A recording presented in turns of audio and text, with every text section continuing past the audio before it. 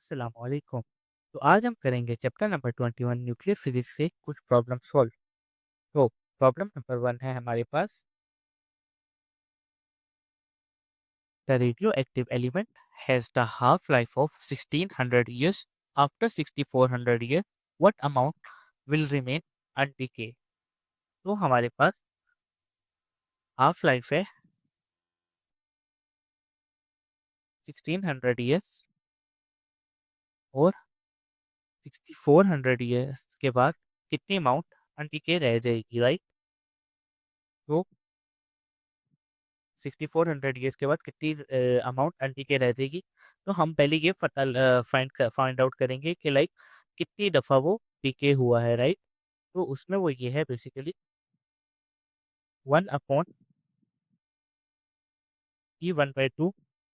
इसको हम करेंगे 64 डिवाइडेड बाय 1600। वो इसलिए ताकि हमें पता चल जाए कि ये डिकेइंग प्रोसेस कितनी दफ़ा हो चुका है, लाइक कितने साइकिल कंप्लीट हो जाते हैं। लाइक अगर एक दफ़ा एटम हाफ हो गया तो इसका मतलब है एक साइकिल कंप्लीट हो गया है। तो इसके बाद अब हमने पता लगा लिया कि 4 साइकिल कंप्लीट हो गए हैं। इसके बाद हमारे पास रिमेनिंग अनडिके का जो फार्मूला है वो होता है 1/2 की पावर n। तो यहाँ पर इसका आंसर आ जाएगा 1/16।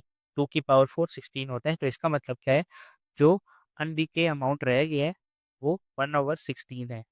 तो इसके बाद हमारे पास एक थ्योरेटिकल प्रॉब्लम है, प्रॉब्लम नंबर 2। तो प्रॉब्लम 2 में ही is asking the binding energy per nucleon is maximum 4।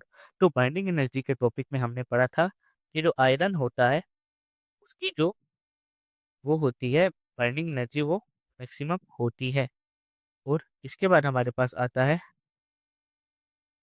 Problem number 3। तो प्रॉब्लम 3 में is asking half life of radium is 1590 year. तो रेडियम की हाफ लाइफ है 1590 ईयर्स। तो कह रहे हैं in how many years shall the earth lose all its radium due to radioactive decay. तो बेसिकली क्या होता है, हाफ लाइफ के बाद रेडियो कोई भी रेडियो एक्टिव एलिमेंट हाफ हो जाता है, लाइक, राइट? तो यहाँ पे हमारे पास 1590 ईयर्स के अंदर रेडियम हाफ हुआ। तो हमारे पास 1 रेडियम था, तो फिर उसके बाद हाफ हो गया, फिर 1/4 हो गया। तो ये अप्रोक्स करता रहेगा 1/infinity को, लाइक डिनोमिनेटर में इन्फिनिटी आएगा लेकिन कभी एग्जैक्टली इक्वल टू जीरो नहीं होगा। तो इसका मतलब ये इन्फिनिटी को अप्रोच ज़रूर करेगा लेकिन ये कभी भी ज़ीरो के इक्वल नहीं होगा।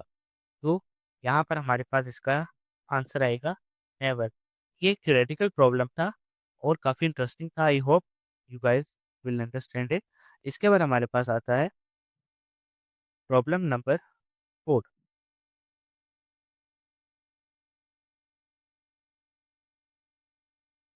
तो प्रॉब्लम 4 कुछ यूँ है, which one of the following radiation possesses maximum generating power. तो ये रेडियो एक्टिव डीके का थ्योरेटिकल एमसीक्यू है। तो इसमें बेसिकली जो गैमा रेज होती हैं उसकी सबसे मैक्सिमम पेनिट्रेशन पावर होती है। तो इसके बाद हमारे पास आता है प्रॉब्लम नंबर 5।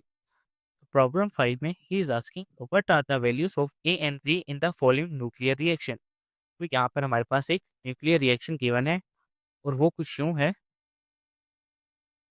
हीलियम 2 और 4 प्लस नाइट्रोजन 14। और यहाँ पर उसने जेड लिख दिया, राइट? ये जेड है और ये कन्वर्ट हो रहे हैं हमारे पास ऑक्सीजन, यहाँ पर ए है और यहाँ पर 8 है प्लस हाइड्रोजन 1 1। तो यहाँ पे हमने बताना है कि जेड और ए की वैल्यू क्या है। बहुत इंटरेस्टिंग क्वेश्चन है। जेड जेड की वैल्यू क्या है और ए की वैल्यू क्या है, राइट? तो मैंने प्रीवियस लेक्चर में बताया था कि इनकी ये जो टर्म्स हैं दोनों साइड पे इन दोनों का सम इक्वल होना चाहिए, राइट? तो यहाँ पर हम ए और जेड की वैल्यू आराम से निकाल सकते हैं। वो कुछ यूँ निकलेंगी कि पहले हम सिर्फ ए की वैल्यू फाइंड वो जो ऊपर वाला पार्ट होता है उसको हम एटॉमिक मास बोलते हैं। तो पहले हम सिर्फ एटॉमिक मास को इक्वेट करेंगे, जो कि है 4 + 14 is equal to A + 1, right. तो 4 + 14 जो कि हमारे पास बनेगा 18, 18 - 1, तो A इज इक्वल टू हमारे पास 17 आ जाएगा, राइट।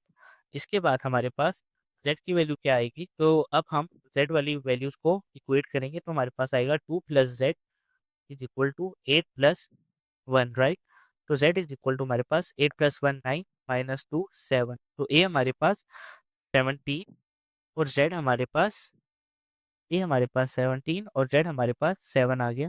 तो ये है इसके आंसर हैं।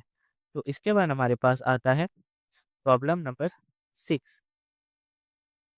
तो प्रॉब्लम नंबर 6 में ही इज आस्किंग, हम नेक्स्ट पेज पे ही चले जाते हैं। प्रॉब्लम नंबर 6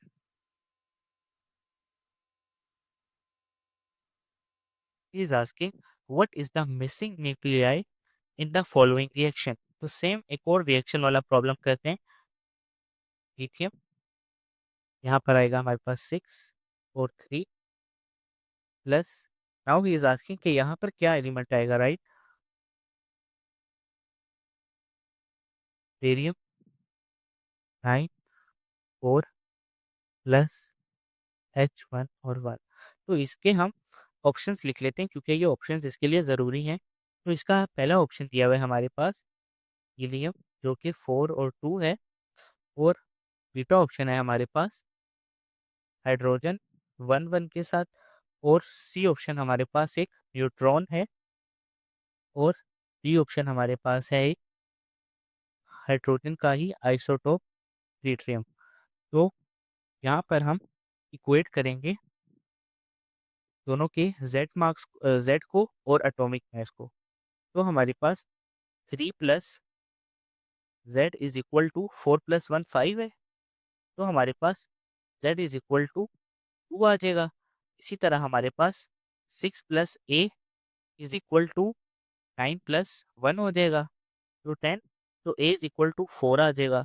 तो हमारे पास कैसा एलिमेंट चाहिए, जो कि एच यहाँ पर 2 आएगा और यहाँ पर 4 आएगा। तो इसका आंसर हमारे पास होगा ऑप्शन नंबर ए, ये वाला। तो इसको मैं पर्पल से इंसर्कल कर देता हूँ। तो इसके बाद हमारे पास प्रॉब्लम नंबर 7 आएगा, और वो कुछ यूँ है, Curie is a unit of. तो madam Curie is a very famous scientist for her work in radioactive. तो Curie is a unit of radioactive. तो Marie Marie Curie was a scientist जिन्होंने radioactive के ऊपर बहुत काम किया था। तो इसलिए उनके उनके नाम पर हमने रेडियो एक्टिविटी का यूनिट रख दिया, रेडियो एक्टिविटी। ये एक थ्योरेटिकल एमसीक्यू था। तो आज हमने चैप्टर नंबर 21 भी कंप्लीट कर लिया है। Thank you very much. अल्लाह हाफिज़।